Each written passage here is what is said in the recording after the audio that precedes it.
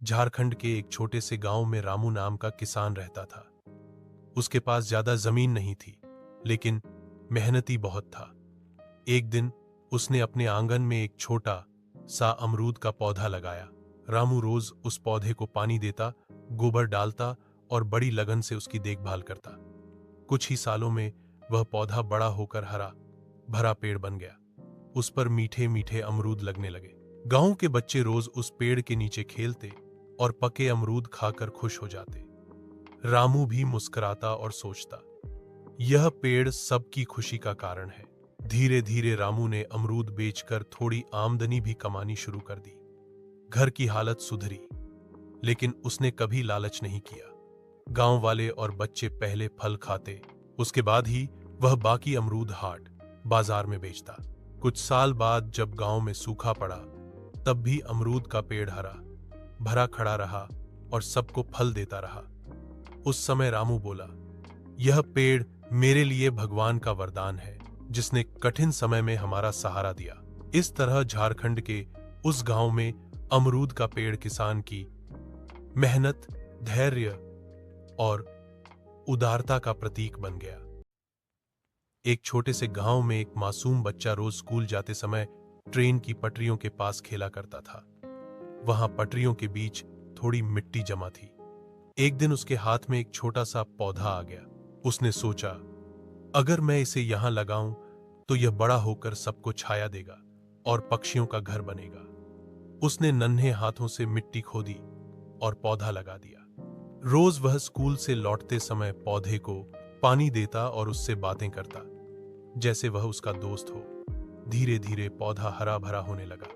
गांव के लोग हंसते थे, ये ट्रेन की पटरियों के बीच कैसे बचेगा? लेकिन बच्चा विश्वास से कहता, जहां प्यार होता है वहां जीवन जरूर खिलता है। कुछ सालों बाद वही पौधा मजबूत पेड़ बन गया। ट्रेनें आती जाती रहीं, लेकिन पटरियों के बीच खड़ा वह पेड़ गांव की पहचान बन गया। जब यात्रियों की ट्रेन वहां से गुजरती, लोग खिड़की से झांककर हैरान होते कि लोहे की पटरियों के बीच इतना हरा भरा पेड़ कैसे खड़ा है। वह पेड़ सिर्फ बच्चा और उसकी मेहनत का प्रतीक नहीं था, बल्कि उम्मीद और जिद का भी सबूत था कि छोटी सी कोशिश भी बड़ी पहचान बन सकती है।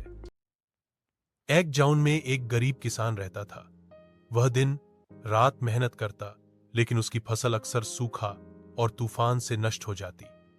एक दिन खेत में काम करते हुए उसने देखा कि एक सुंदर सफेद कबूतर उसके पास आकर बैठ गया।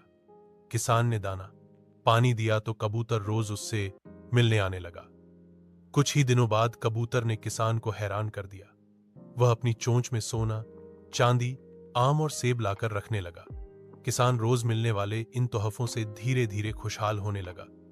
उसने अपना घर ठीक कराया, खेतों में अच्छे बीज डाले और गांव के गरीबों की मदद भी करने लगा। किसान समझ गया कि असली दौलत सिर्फ सोना, चांदी नहीं, बल्कि नेकी और दूसरों की मदद है। कबूतर भी यह देखकर खुश होता कि उसकी दोस्ती ने किसान का जीवन बदल दिया है। इस तरह एक साधारण किसान और एक नन्हा कबूतर मिलकर गांव में खुशहाली का कारण बने। एक बार गर्मी के दिनों में एक छोटा बच्चा खेतों के पास खेल रहा था। धूप इतनी तेज थी कि सबको प्यास लग रही थी। वहां एक गाय भी खड़ी थी, जो थककर सांस ले रही थी। बच्चे के हाथ में बर्फ का टुकड़ा था, जो उसने घर से लाया था। उसने देखा गाय का मुंह सूख गया है, तो उसने प्यार से बर्फ का टुकड़ा गाय की जीभ पर रख दिया। ठंडी बर्फ जैसे ही गाय के मुंह में गई, गाय ने चैन की सांस ली और अपनी बड़ी बड़ी आंखों से बच्चे को देखा। गाय खुश हो गई और बच्चा भी मुस्कुराया। यह छोटी सी गर्मी की दोस्ती ट्रेंडिंग बन गई, क्योंकि बच्चे ने सबको सिखाया कि इंसान हो या जानवर, थोड़ा सा प्यार और मदद सबके दिल को ठंडा कर देता है। जन्म